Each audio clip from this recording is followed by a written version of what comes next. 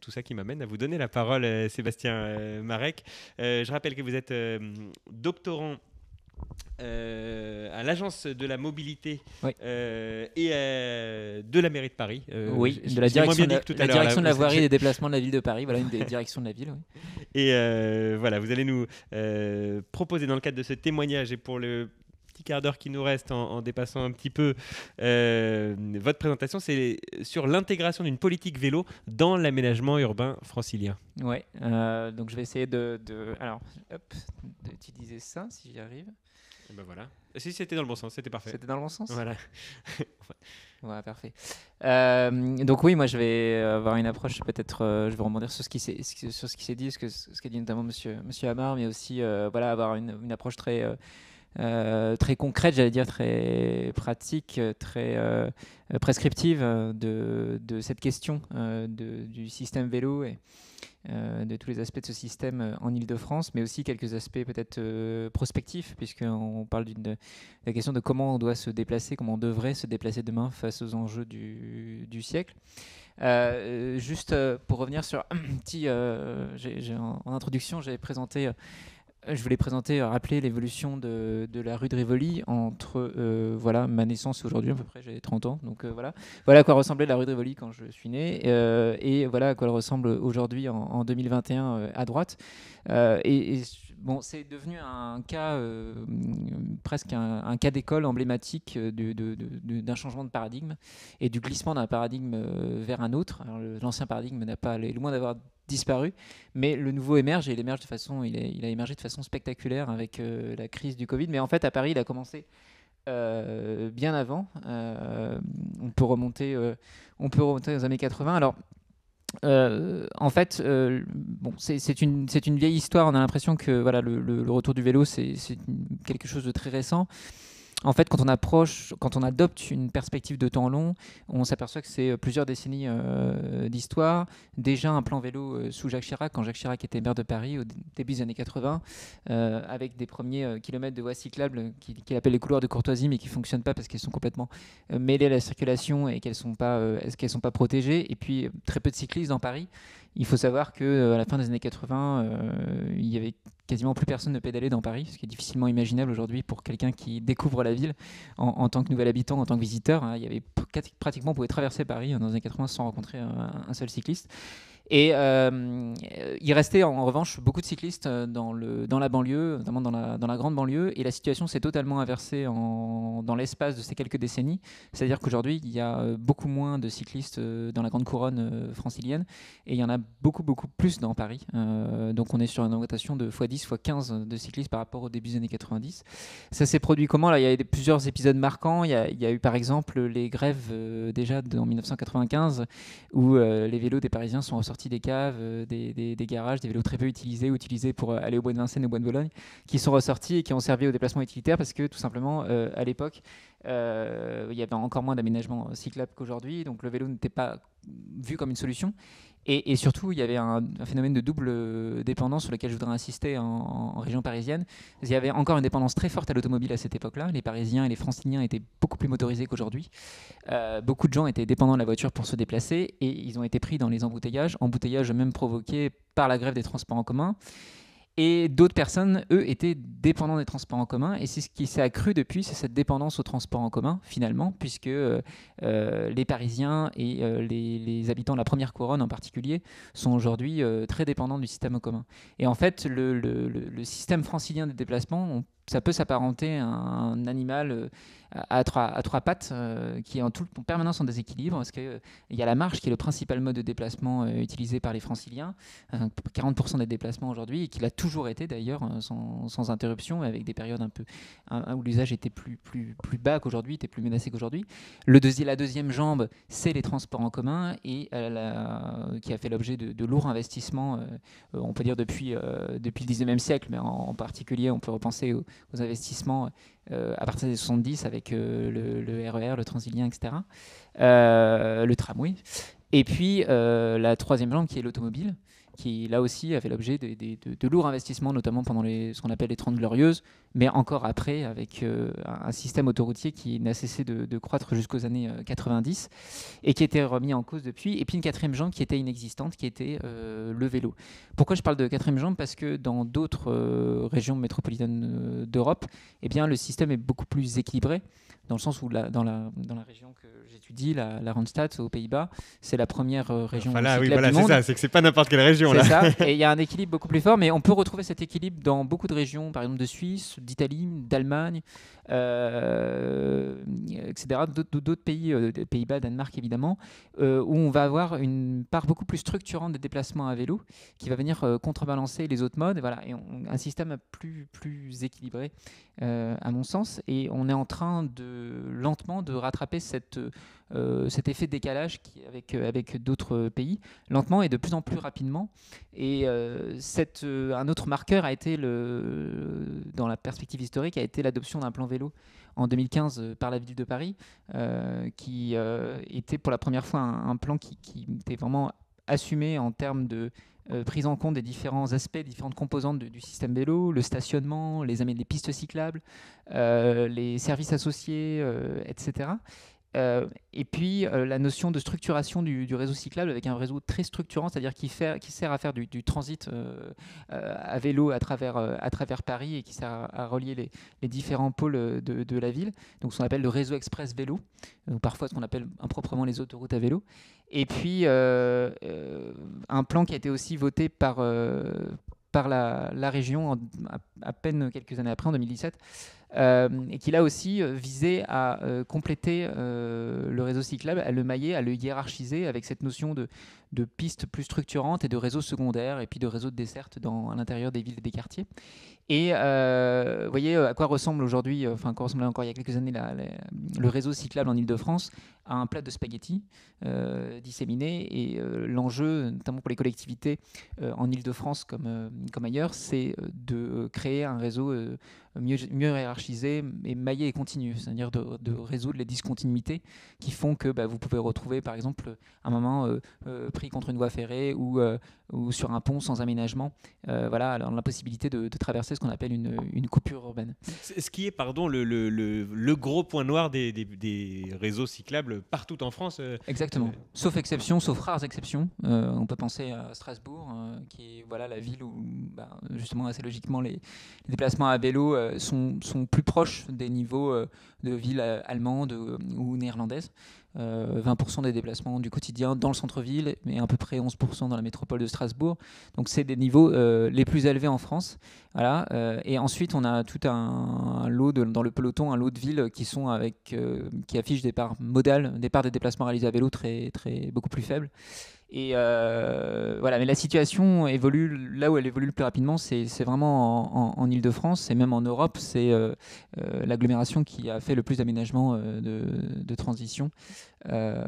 J'en reparlerai tout à l'heure. Alors aussi, on commençait là dans la deuxième moitié des années 2010, c'était le monde devant le Covid, on commençait à évaluer aussi le potentiel de déplacement réalisé à vélo. Et par exemple, la région d'Île-de-France a fait une étude et s'est aperçu qu'il y avait un potentiel de 5 millions de déplacements réalisables théoriquement à vélo. 68% des déplacements à Paris sont théoriquement réalisables à vélo. C'est une certaine distance, c'est ça? Voilà, c'est une personne dans distance, une distance restreinte. en fonction des origines et des destinations des gens. On a intégré aussi l'essor du vélo à assistance électrique et les possibilités offertes par le vélo à assistance électrique. Mais effectivement, on est déjà, on part encore peut-être dans la ville du quart d'heure, dont parle Carlos Moreno, mais en tout cas dans une agglomération de la proximité, parce que quand on parle de déplacement en Île-de-France, l'image d'Épinal qui revient justement, c'est forcément les déplacements en RER, les déplacements un peu comme ça, longue distance. Et en fait, il y a énormément de déplacements de proximité qui sont réalisés en voiture, en transport en commun en Ile-de-France et qui peuvent être substitués par des déplacements faits à vélo pour pas mal de publics différents. Donc voilà, le but de la région de France, c'était notamment de conforter, d'augmenter le nombre de déplacements réalisés domicile-travail et aussi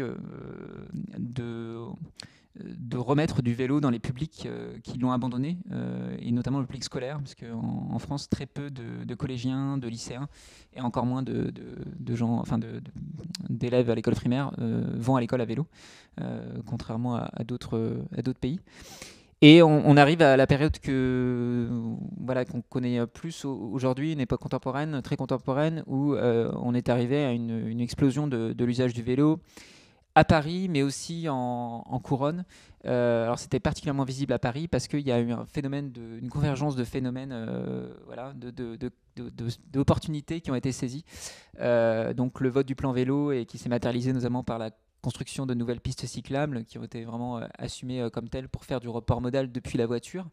Et puis aussi la grève, encore une fois, des transports publics qui a beaucoup aidé à populariser le vélo. Et les aménagements venaient d'être faits, c'est un hasard de calendrier, mais beaucoup d'aménagements venaient d'être livrés avant cette grève, à partir de septembre 2019. Et est arrivée la grève qui a été historique, qui a duré plusieurs semaines et qui a mis beaucoup de gens en selle. Mais en fait, l'augmentation du vélo avait commencé bien avant. Elle avait commencé depuis le début des années 90, comme je l'ai rappelé tout à l'heure.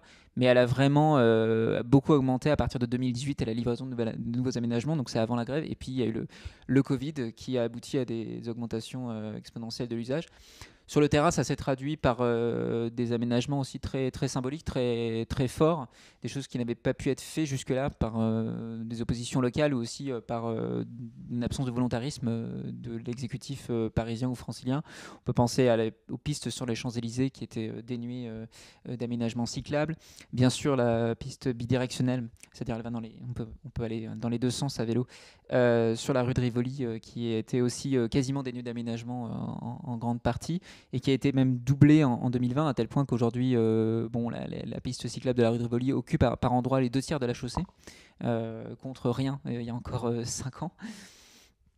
Et puis une autre piste par exemple très structurante qui permet de faire des déplacements entre le nord et le sud de Paris, le boulevard Sébastopol, qui a été occupé d'une piste cyclable et qui change aussi les possibilités de déplacement à vélo et aussi même le rapport à la ville, parce qu'avant par exemple c'était un des grands boulevards parisiens qui était à sens unique, comme l'est toujours le boulevard Saint-Germain rive gauche.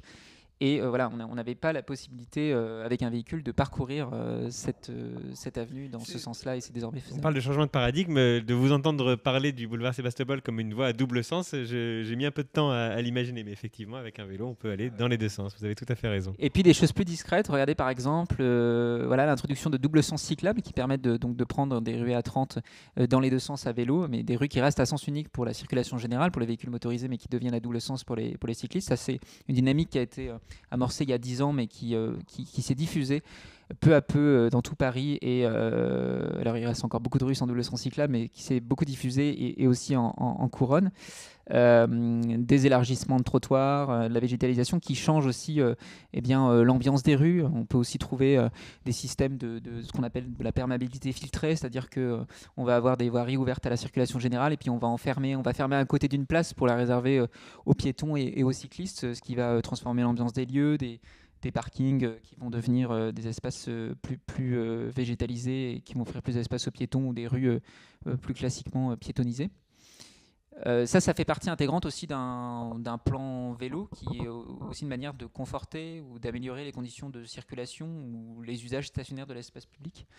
Et puis ce qui s'est passé avec la crise sanitaire, c'est la résorption de coupures majeures. Alors les ponts de Paris, il y avait très peu de ponts de Paris qui étaient dotés de pistes cyclables, et donc beaucoup de gens qui évitaient de franchir la Seine à vélo et qui peuvent aujourd'hui le faire à travers certains ponts. Donc par exemple le pont au Change ici à gauche sur cette diapo.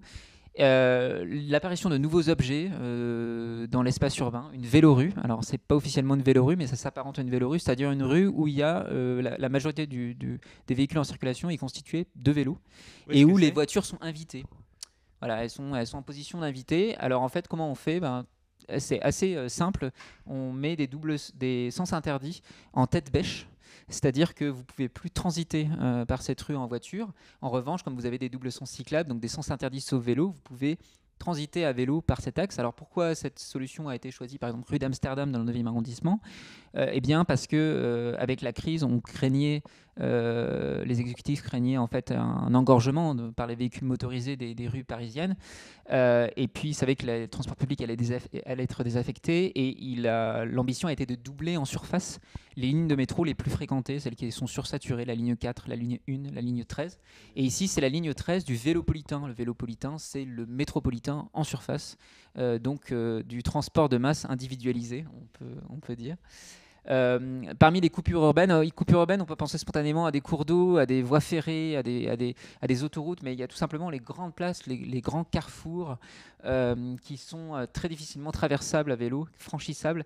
Et par exemple, en plus, il y a une spécificité à Paris, c'est que dans les carrefours, souvent les carrefours, vous avez la priorité à droite. C'est une spécificité typiquement parisienne.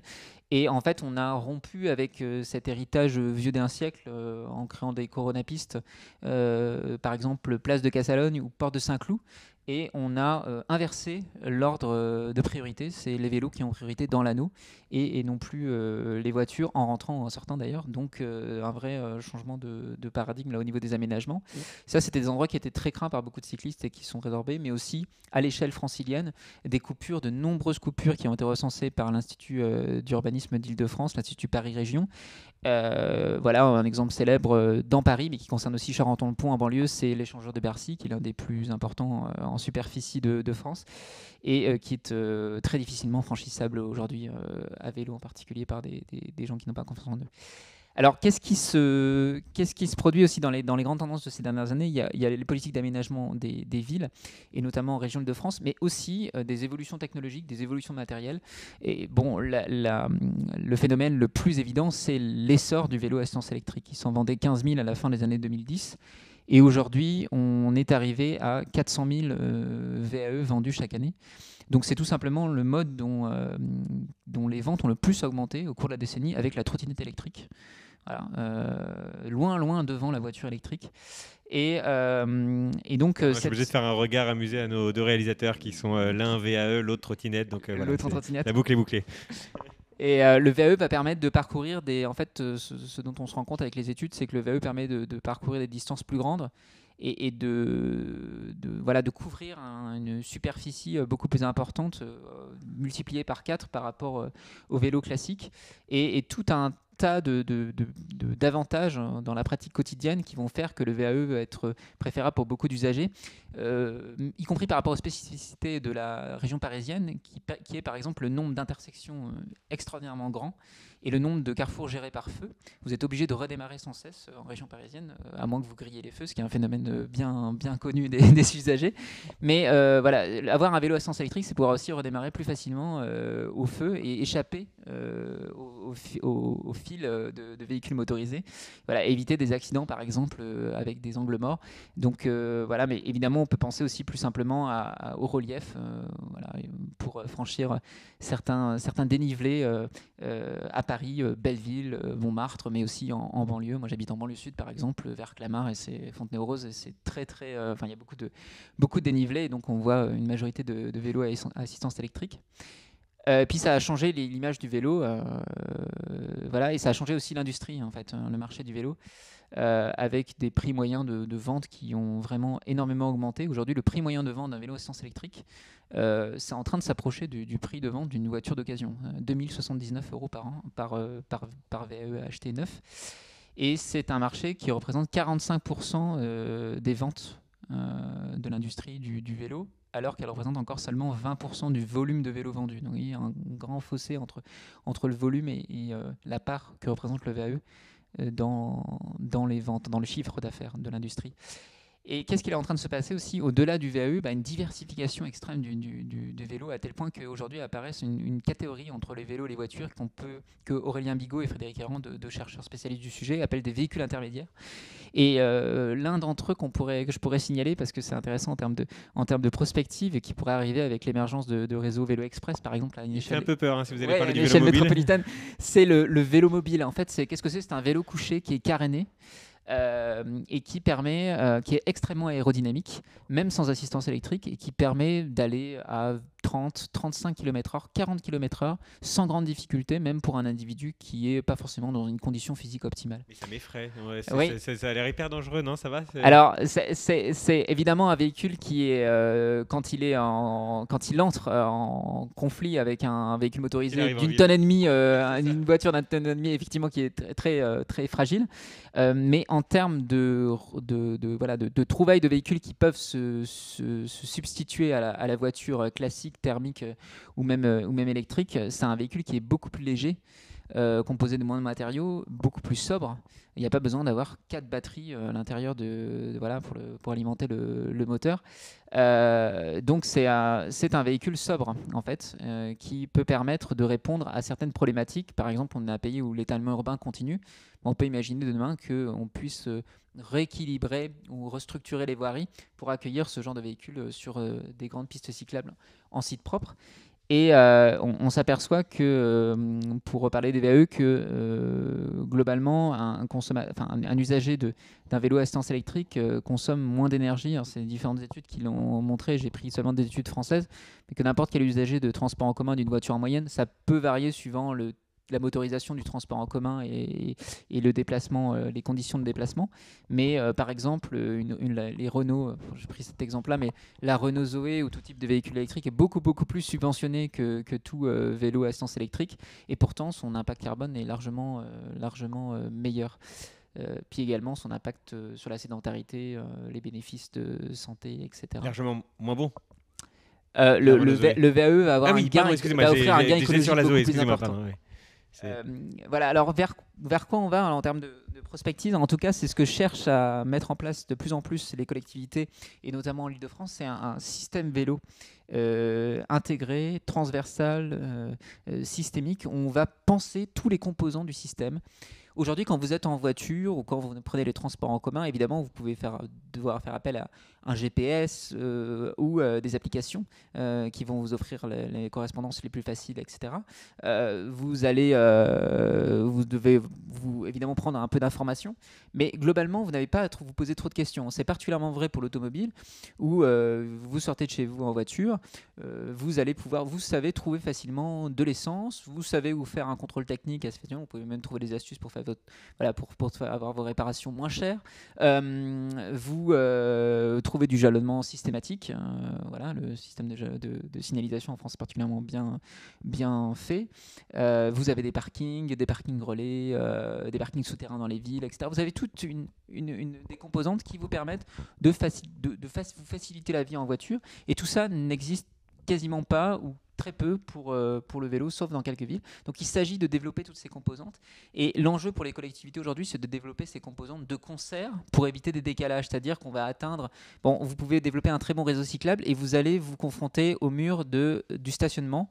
Il ne va pas y avoir assez de stationnement, et du coup il y a des gens qui vont lâcher le vélo, qui vont faire moins de déplacements à vélo parce qu'ils ne vont pas trouver de quoi se stationner ou de quoi réparer leur vélo, tout simplement parce qu'il faut attendre des semaines avant d'avoir un rendez-vous chez un vélociste.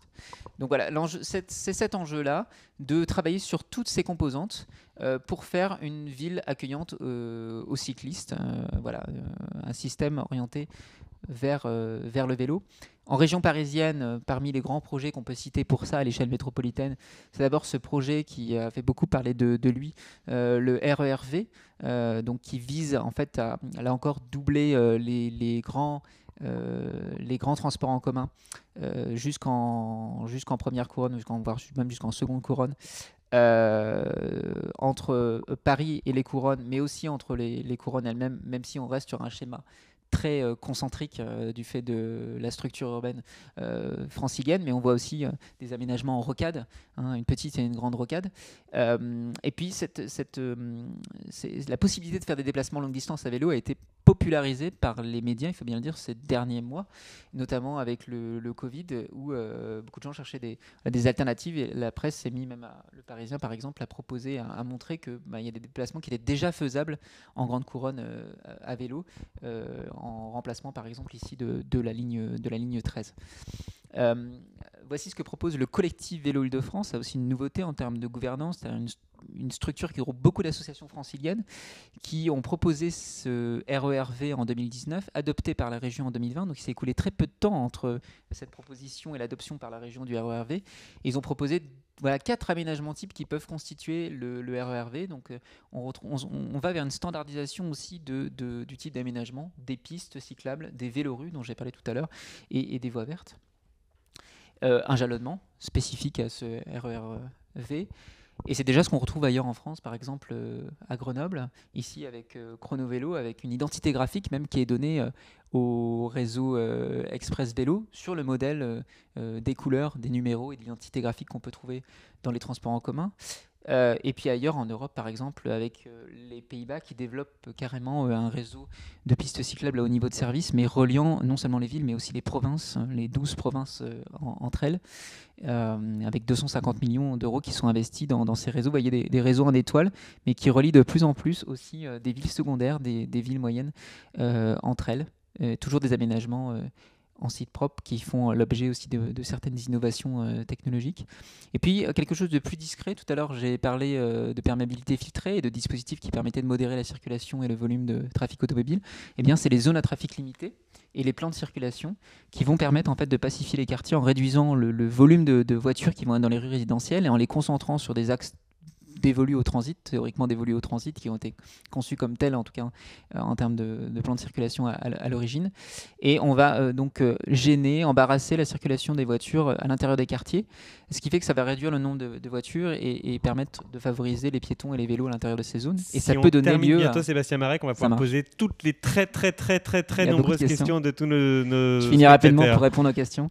Ça donne ceci, par exemple, mon collègue René Florian-Levillain a matérialisé une transformation d'une rue aujourd'hui de l'hypercentre de Rennes, voilà, assez classique, où il y a du bus et du trafic général en plein hypercentre, en vélorue, avec un espace agrandi pour les piétons et aussi pour les autres fonctions de l'espace public.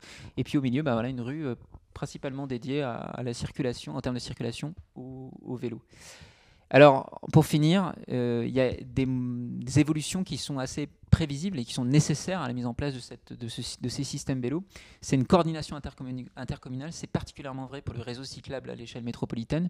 Par exemple, en Île-de-France, il faut faire travailler les établissements publics territoriaux entre eux, avec la ville de Paris, mais aussi les communes à l'intérieur de ces EPT pour avoir la même vision de ce que doit être un réseau express, de ce que doit être le RERV, par exemple.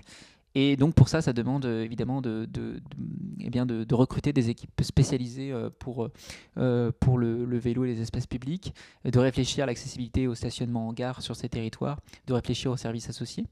L'intermodalité vélo-transport collectif et particulièrement le train de banlieue, c'est extrêmement important et la région est en train d'ailleurs de s'en emparer en promettant 100 000 places de stationnement vélo à l'intérieur pour les gares franciliennes. Et évidemment, cette vision doit être intégrée, omnibodale, c'est-à-dire elle prend en compte tous les systèmes de déplacement, en particulier le train, comme je viens de le dire, mais aussi la question de la cohabitation avec les piétons et de la gestion des conflits. Et elle doit être transversale et continue. À Strasbourg est devenue la première ville cyclable de France parce qu'elle n'a jamais interrompu sa politique en faveur du vélo. Et c'est ce à quoi sont arrivés les Néerlandais qui continuent de construire, puisqu'en fait c'est un travail qui est toujours inachevé.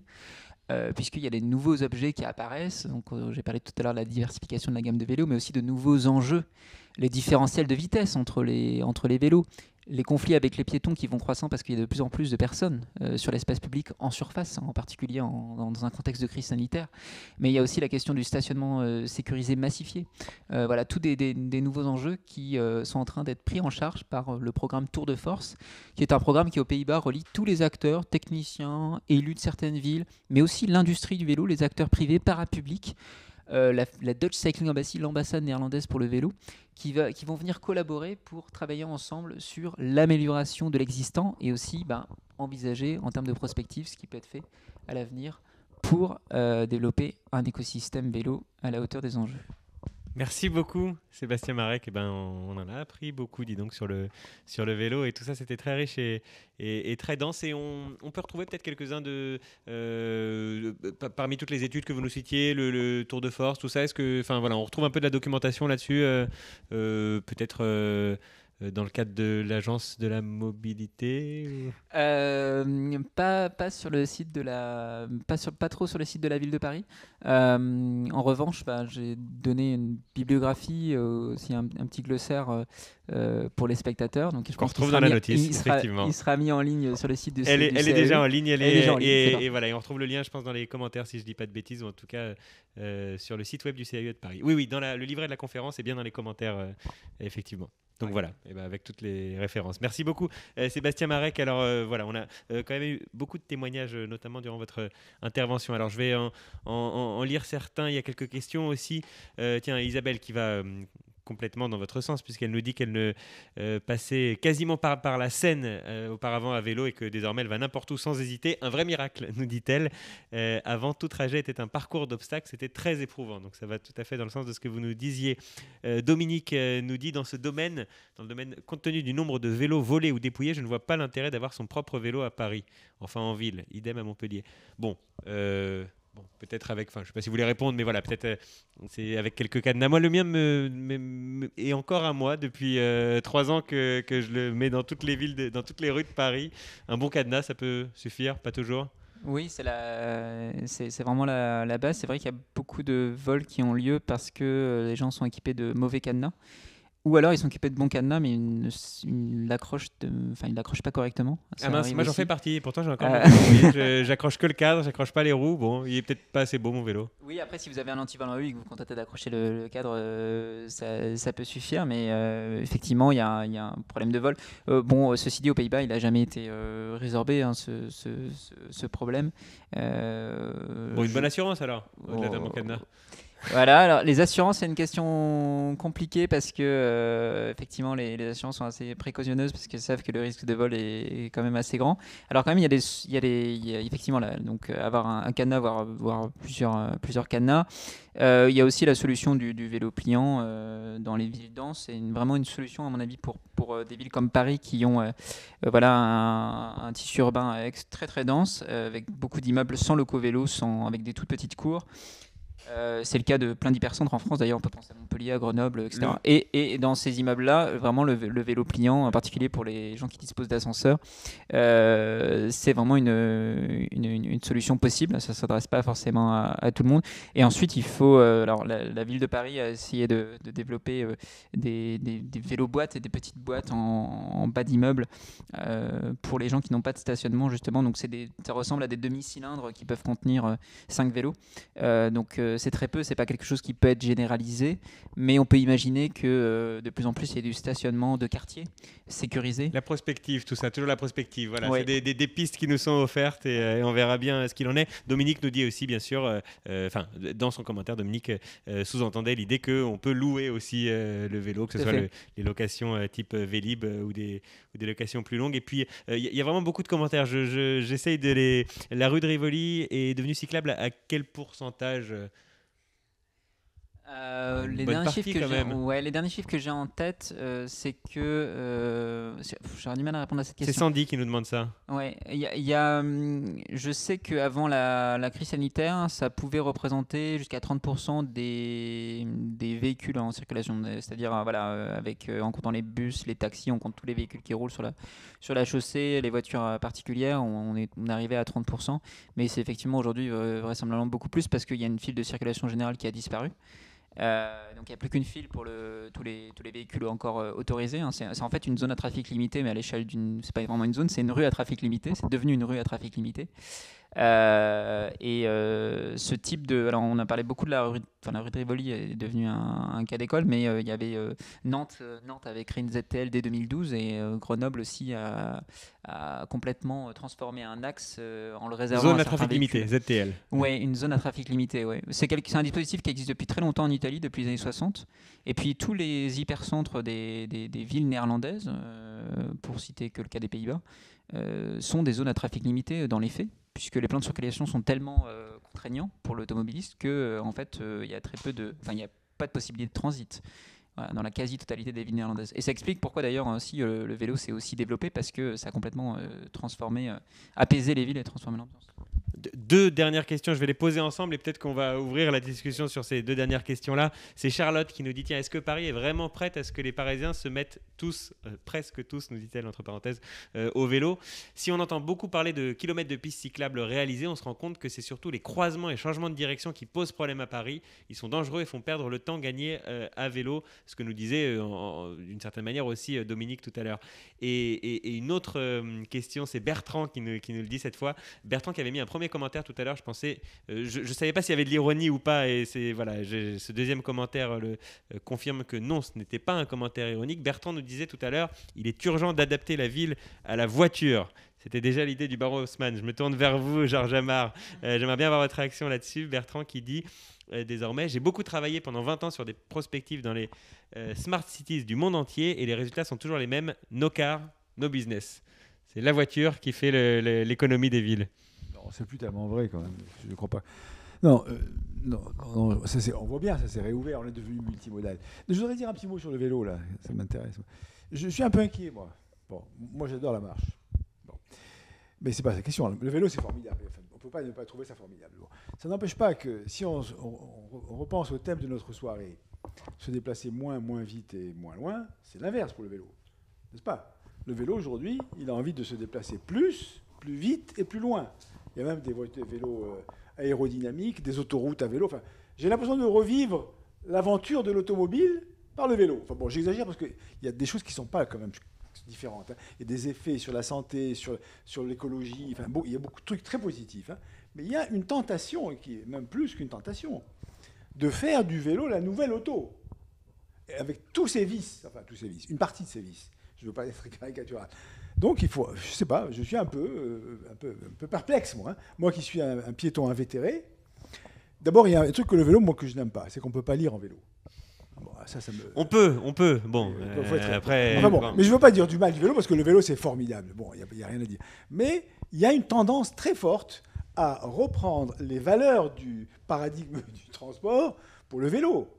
Voilà, et quand je vois les autoroutes à vélo, je ne dis pas qu'il n'en faut pas, il faut aussi des autoroutes à voiture. Hein. Il faut prendre conscience quand même que le vélo était porteur, comme la marche, quelque chose de doux. Enfin, à l'époque, on appelait ça les modes doux, c'était d'ailleurs un mot assez... Continue. C'est assez bête, je trouve. Hein, parce que, bon, mais quand même, il y a une douceur de vivre. Quand même. Bon. Et le vélo est en train de devenir un machin de performance. Bon. Sébastien Marek, Alexandra de Bézieux, peut-être un commentaire sur ce point, effectivement, Alexandra de Bézieux. Oui, non, mais ça m'évoque aussi cette notion de récit, d'imaginaire, en fait, quand j'entends Georges parler, et cette question aussi du rapport au temps que vous avez déjà évoqué tout à l'heure. Mais c'est vrai que je pense qu'il y a un changement de paradigme profond à avoir. En fait, je pense qu'on est dans une société qui veut toujours effectivement aller plus vite et dans une espèce de productivisme permanent. Le TGV, c'est ça. À nous, c'était tout autre choix ne serait pas très professionnel. Alors ça, voilà, on prend le TGV, on va travailler, hop, c'est un espace de productivité et on va le plus vite possible d'un point A à un point B. C'est ce qui a été dit tout à l'heure.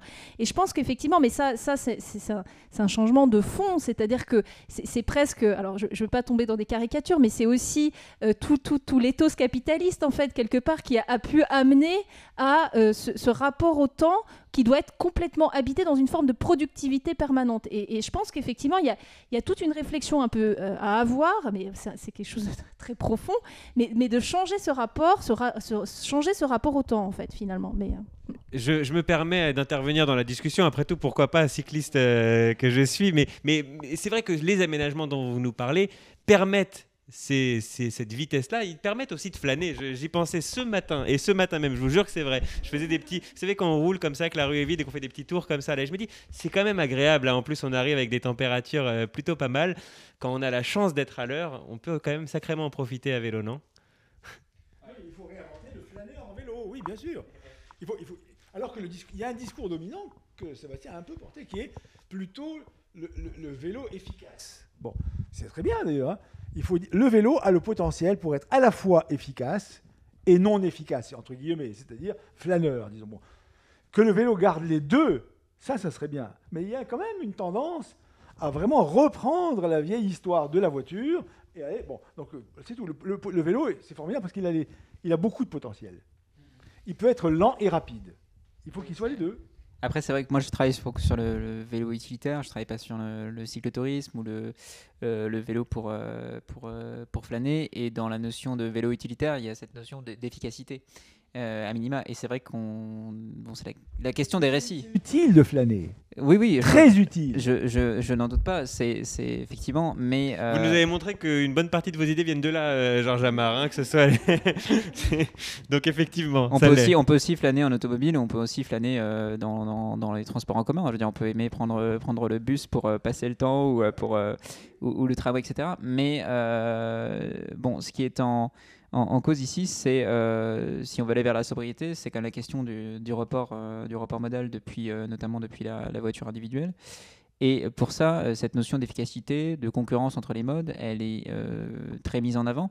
Et le lobby citoyen, pour le dire rapidement, en faveur du vélo, porte aussi ce discours-là, porte un discours de gain environnemental permis par le vélo, qui n'est pas un objet écologique en tant que tel, mais qui le devient en substitut à la voiture, évidemment, en particulier, mais aussi porte un discours du paradigme actuel dominant, qui est celui de l'efficacité économique, etc. Bien sûr, et Rivalité. dans les discours en faveur du vélo, on retrouve j'allais dire, le paradigme ancien et le paradigme de la sobriété, parce que les groupes d'intérêt en faveur du vélo doivent jouer sur tous les tableaux pour espérer convaincre l'opinion publique, ce qu'elle arrive d'ailleurs assez bien à faire, en particulier dans les villes, mais de plus en plus aussi en milieu rural. Et il faut quand même rappeler des éléments de contexte assez basiques, c'est qu'on vit dans un pays où l'aménagement du territoire a été structuré par l'éloignement, par l'étalement urbain. Et c'est un état de fait, et en particulier en région parisienne, les emplois sont assez loin des lieux de domicile par rapport à d'autres capitales ou régions européennes. Il faut tenir compte de ça, et si on veut permettre aux gens de se déplacer dans les pôles d'équipement et au travail, il faut aussi leur proposer une alternative viable. Et ils peuvent évidemment flâner à d'autres moments, mais s'ils veulent aller au travail en vélo, il faut leur proposer des aménagements qui leur donnent la possibilité de le faire. Un dernier mot, allez, 3 derniers mots. Jacques qui nous dit en réponse au commentaire tout à l'heure de Bertrand sur le no car, no... Quoi déjà, pas de voie, no business, voilà, c'est ça, il manquait ce mot.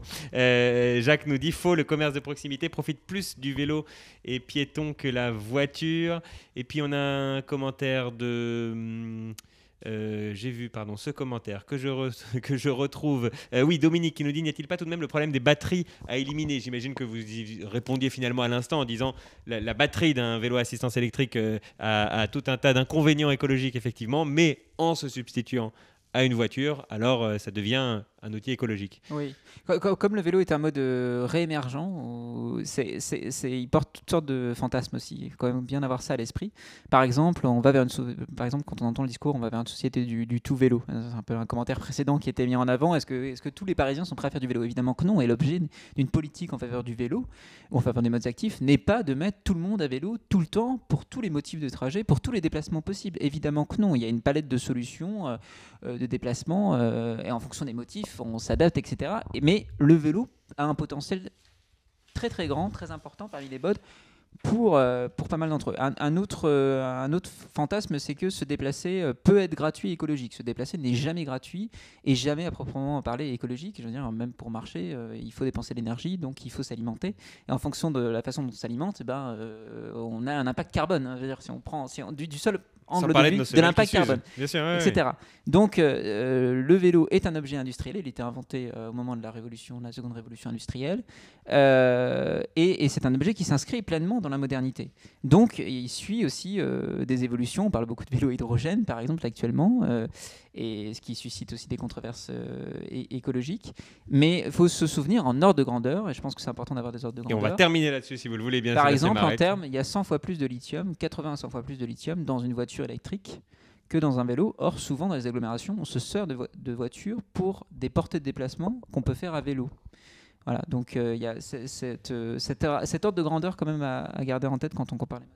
Allez, le mot de la fin, il est de Dominique. Et il est pour vous, Alexandra de Bézieux, puisque Dominique nous dit « Mais oui, Alexandra, cette forme de gestion me paraît tellement préférable. » C'est un commentaire que j'ai repris de tout à l'heure, lors de votre présentation. « Je sais que vous êtes partenaire du Pacte pour la transition. Il me semble capital, écrit en lettres capitales, de prôner ces modèles économiques. Le modèle d'Enercop marche bien que je le sache. » De plus, votre action permet effectivement de transporter la ville au champ, rêve d'Alphonse Allais. Êtes-vous partenaire des états généraux de la société post-urbaine, nous demande-t-elle? Alors non, pas encore, mais on Mais va on va s'y regarder. intéresser. Voilà. Très bien. Merci beaucoup, Alexandra de Bézieux, pour votre concision. Merci à nos 3 invités. Merci Georges Amar, Alexandra de Bézieux et Sébastien Marek.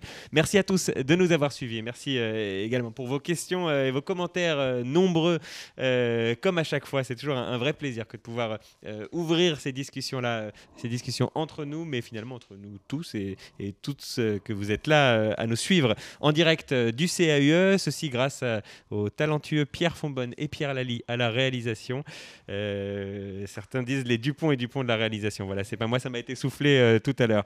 La diffusion web donc vous était permise par Théma Prod, et pour ma part, je remercie le CAUE de Paris, Véronica Velasquez, Clémence Bourdier, Laurence Dufort et Charlotte Vandesburg à l'initiative de cette soirée et de tout le travail éditorial qui l'a permis. Rendez-vous en juillet pour notre dernière petite leçon de ville, une thématique au titre poétique, tiens, comme vous, Georges Amar. Ça sera la conclusion de notre série d'événements et ça s'appellera « Agir plus pour vivre mieux ». Merci beaucoup, très bonne soirée, à bientôt.